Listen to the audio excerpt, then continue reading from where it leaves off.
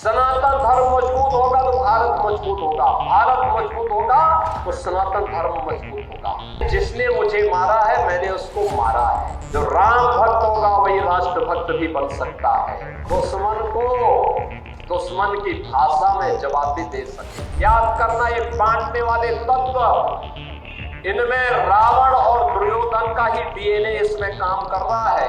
यानी सुरक्षा में सेंध लगाएगा तो राम नाम सत्य है की तरफ चला जाएगा। अगर कोई दंगा करा करके पर्व और त्योहारों के पावन पर्व में खलल डालने का कार्य करेगा तो उसे भी मालूम है कि इसके बाद तो फिर उसका पुतला ही जलाया जाना बाकी रह जाएगा।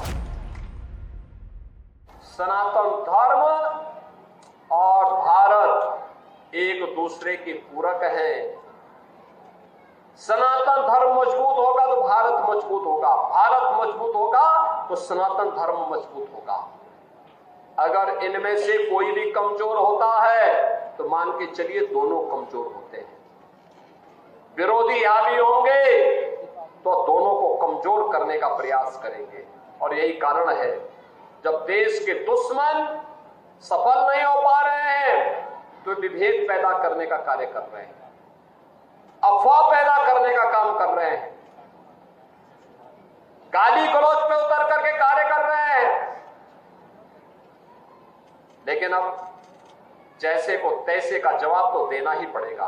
बजरंगबली ने भी कहा था ना, जब बजरंगबली को अशोक वाटिका में फल खाने के लिए गए, रावण के राक्षस उन्हें मारने लग गए तो उन्होंने भी दो चार को पटक दिया, उसमें से एक दो मर भी गए। रावण के दरबार में ले गए, रावण ने पूछा कि भाई तुमने मेरे पुत्र को क्यों मार दिया, क्यों मेरे साथ के राक्षसों को मार दिया? तो हनुमान जी ने भी कहा, जे में मारे जो मुझे मारे ते में मारे, यानी जिसने मुझे मारा है मैंने उसको मारा है।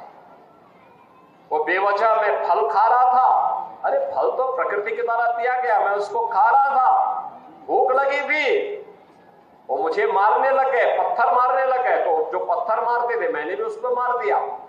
परिणाम क्या हुआ? वही मर गए, मैं जीवित हूं, आपके सामने हो। अब अगर आप भी कुछ करना चाहेंगे तो इसके बाद आगे भी होगा।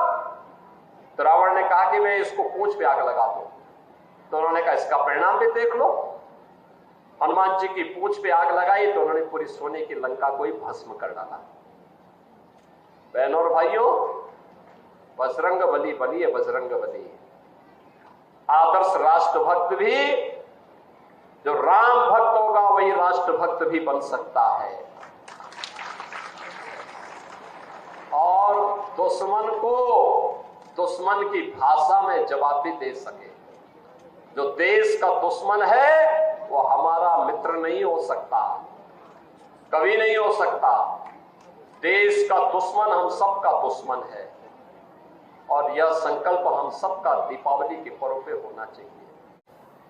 आज जब प्रहार हो रहे हैं, कोई जाति के नाम पे बांट रहा है, कोई क्षेत्र के नाम पे बांट रहा है, कोई भाषा के नाम पे बांट रहा है, कोई अव्यवस्था पैदा कर रहा है, याद करना ये बांटने वाले तत्व, इनमें रावण और दुर्योधन का ही डीएनए इसमें काम कर रहा है। ये वही काम कर रहे हैं जो त्रेता युग में रावण ने किया था। और याद करना, जब भी आप इन लोगों को बांटने वाले तत्वों को धोखे से अगर मौका दे दिया, ये फिर वही काम करेंगे, गुंडागिर्दी का, अराजकता का, दंगा कराने का।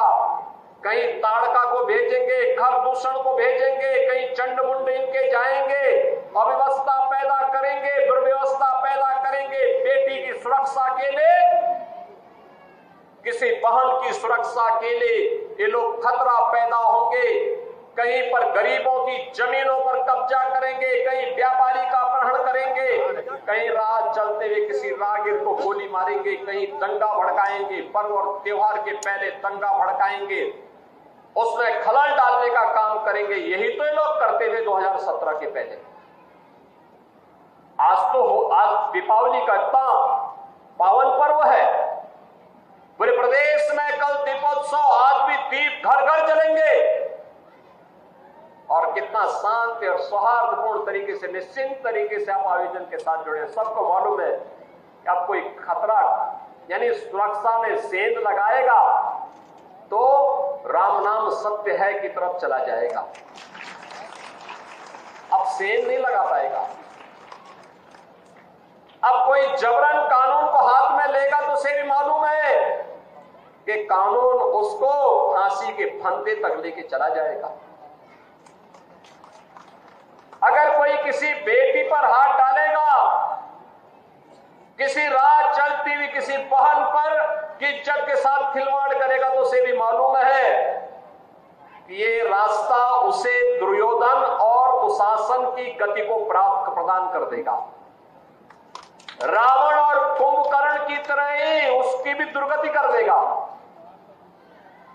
अगर कोई दंगा करा करके पर्व और त्योहारों के पावन पर्व में खलल डालने का कार्य करेगा तो उसे भी मालूम है कि इसके बाद तो फिर उसका पुतला ही जलाया जाना बाकी रह जाएगा। और इसीलिए जब यह गारंटी सरकार ने दी है सुरक्षा की, बिना भेदभाव के सबको सुरक्षा, सबका सम्मान, सबका विकास, सबकी समृद्धि, सुरक्षित माहौल में ही समृद्धि के अवसर बनते हैं।